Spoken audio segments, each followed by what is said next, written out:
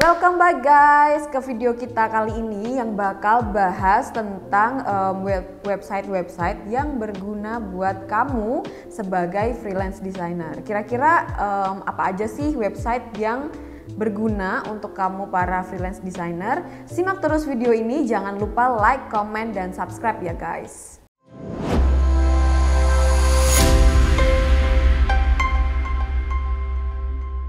Oke, pertama aku mau jelasin dulu nih freelance designer itu keuntungannya apa aja gitu kan. Freelance designer itu sebenarnya sama aja kayak kalian jadi desainer gitu ya. Cuma mungkin lebih fleksibel karena memang nggak ada keterikatan dengan perusahaan tertentu. Biasanya freelance ini lebih ke kesepakatan kerja antar klien sama desainernya gitu. Dan biasanya memang lebih diminati karena selain menguntungkan dari segi waktu, kita juga bisa lebih fleksibel dalam mengatur workload kita gitu. Nah, karena waktunya yang fleksibel ini, biasanya freelance designer di luaran sana itu juga ada nih pekerjaan tetapnya yang itu dilakukan di office hour gitu, di jam 8 pagi sampai jam 4 sore gitu. Nah, jadi ini akan lebih menguntungkan buat kamu karena kamu kayak bisa double job gitu. Cuma memang workload pekerjaannya akan lebih banyak gitu. Tapi simak terus video ini karena di sini aku bakal jelasin website-website yang bisa kamu gunain untuk freelance dan tentunya menguntungkan kamu dari segi materi juga. Oke, langsung aja masuk ke pembahasan inti kita, yaitu website yang berguna buat kamu para freelance designer. Yang pertama ada Fiverr nih. Pasti kamu yang sering freelance itu udah tahu banget soal Fiverr ini ya. Jadi Fiverr ini itu sebuah situs penyedia jasa untuk kalian antar klien dan freelancer gitu. Jadi biasanya sistemnya kalian pasang harga atau bid yang itu bisa kalian atur sendiri sesuai rate card kalian gitu. Biasanya kalau untuk para freelance designer, kalian bisa pasang harga sekitar 5-6 US dollar atau setara ya 75.000 sampai 100.000. Nah, enaknya adalah kalian bisa atur juga harga kalian itu per paket yang bisa kalian tentuin sendiri gitu. Dan for your information aja, di Fiverr ini nggak cuma untuk desainer, tapi juga untuk illustrator, untuk copywriter, untuk kalian yang bergelut di bidang UI UX.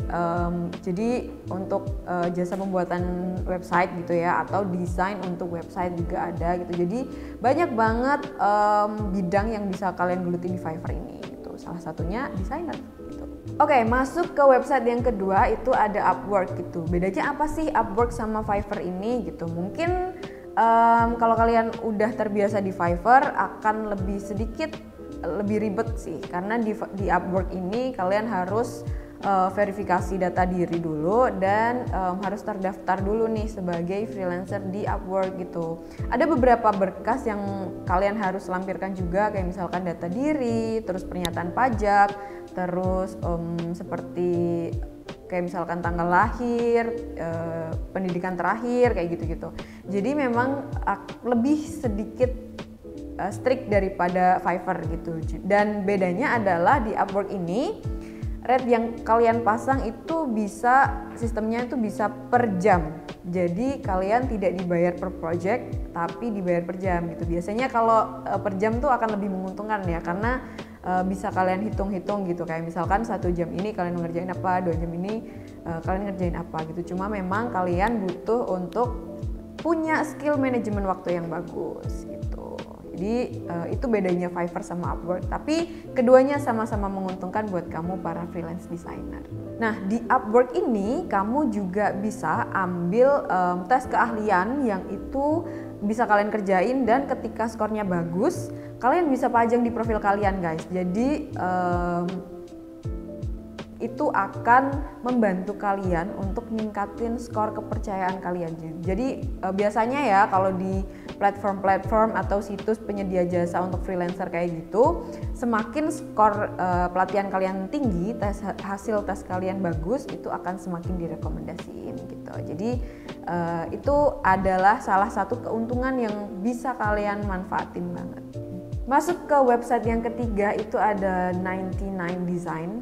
Pasti kalian yang sering cari-cari inspirasi atau update-update soal tren desain gitu ya, kalian pasti udah tahu banget sama website yang satu ini, yaitu 99 Designs gitu. Nah, di 99 Design ini kalian juga bisa guys dapet tawaran atau project sebagai freelance designer gitu. Bedanya apa sih antara 99 Design ini sama Fiverr ataupun Upwork gitu ya?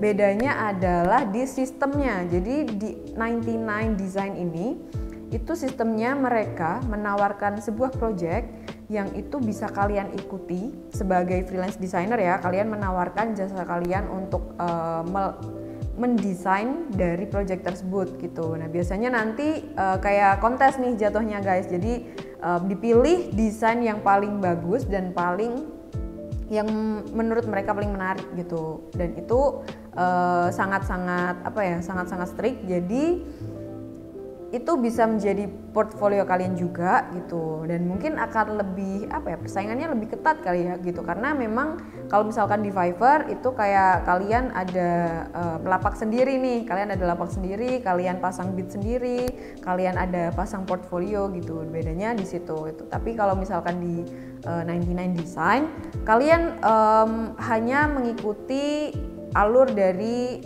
tawaran project yang sudah diberikan ke kalian gitu. Oke, nah itu tadi 3 website yang berguna banget buat kalian para freelance designer untuk cari cuan lebih gitu ya. Selain kalau misalkan kalian punya pekerjaan tetap di office hour gitu. Nah, buat kalian yang mau banget atau lagi pengen belajar desain atau mau upgrade skill kamu soal desain gitu ya, bisa banget ambil kelas kita di sekolahdesain.id. Itu banyak banget tawarannya, mulai dari kelas untuk ilustrasi, untuk branding, kelas untuk desain grafis yang dari basic banget, dan kalian bisa pilih juga kelas itu per software kayak misalkan CorelDRAW atau Adobe Photoshop atau Adobe Illustrator. Itu dibedakan gitu. Jadi kalian akan lebih fleksibel karena materinya juga bisa diakses seumur hidup atau lifetime guys. Jadi kalian bisa atur sendiri waktu pembelajarannya dan kapan akan